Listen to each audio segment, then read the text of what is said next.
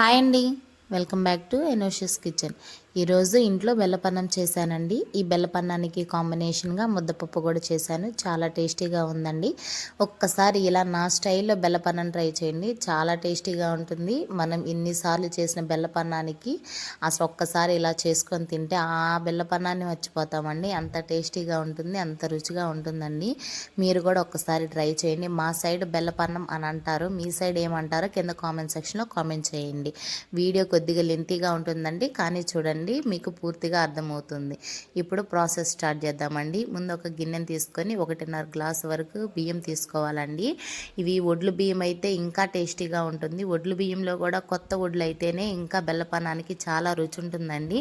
కొత్త ఒడ్లు అయితే అన్నం జిగట జిగటగా మెత్తగా బాగా ఉడుకుతుందండి. ఇవే పర్ఫెక్ట్గా బెల్లపన్నానికి ఉంటాయి. దీంతో చేసినంత టేస్ట్ ఇంకా ఏ రైస్తో చేసినా రాదండి. మీరు కూడా ఒక్కసారి మీకు అవైలబుల్లో ఉంటే మీరు కూడా ఒక్కసారి ట్రై చేయండి.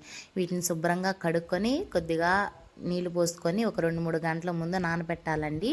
ఒడ్లు బియ్యం కాబట్టి కొద్దిగా తొందరగానే నానుతుంది. మీరు నార్మల్ రైస్తో చేయాలంటే ఒక 4 to 5 అవర్స్ నానపెట్టండి.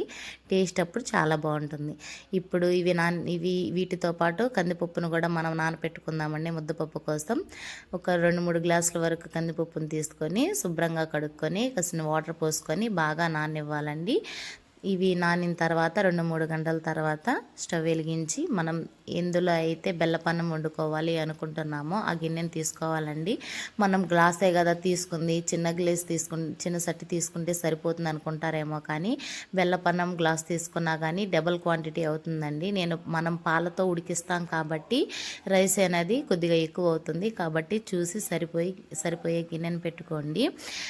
వాటర్ అనేది కొద్దిగా కూడా వేయకుండా ఓన్లీ పాలతో మాత్రమే ఈ అన్నాన్ని ఉడికించాలండి.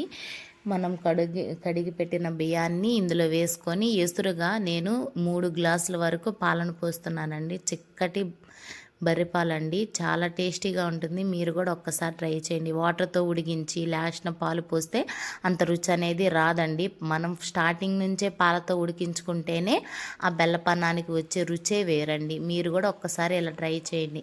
ఉడికించేటప్పుడు కొద్దిగా నెయ్యి, కొద్దిగా పచ్చి కొబ్బరి ముక్కలు కూడా చిన్న ముక్కలుగా కట్ చేసుకొని వేసుకోవాలండి. రైస్ చూడండి ఎంత మెత్తగా ఎంత దగ్గరగా సంగటిలాగా అవుతుందో అలా అయితేనే టేస్ట్ అనేది చాలా బాగుంటుందండి.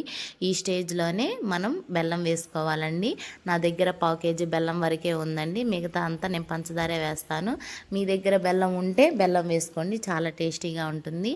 ఆ 1/4 kg బెల్లాన్ని మెత్తగా దంచుకొని ఇందులో వేసుకోవాలండి. నేను 1 టీ గ్లాస్ వరకు పంచదారను కూడా యాడ్ చేస్తున్నాను. ఈ బెల్లం అంతా కరిగిన తర్వాత మనకి తీపి అనేది అర్థమవుతుందండి. దాన్ని బట్టి మనం సరిపోకపోతే ఇంకొద్దిగా పంచదార వేసుకుంటే సరిపోతుందండి. బెల్లం మొత్తం గ్యాస్ మీదే సిమ్లో ఉంచుకొని కలుపుకుంటూ మనం కరిగించుకోవాలండి. ఏమాత్రం ఆలస్యం చేయకుండా కదపకుండా ఉంటే మాత్రం అడుగంటేస్తుందండి, టేస్ట్ మొత్తం పోతుంది.